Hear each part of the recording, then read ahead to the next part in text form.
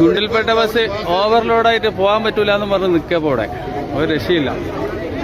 ഒരുപാട് ആളുകൾ ഇവിടെ ബാക്കിയുണ്ട്. ഡ്രൈവർ പറയുന്നത് ഡ്രൈവർക്ക് പോകാൻ പറ്റൂല, ഓവർലോഡാണ് വണ്ടി.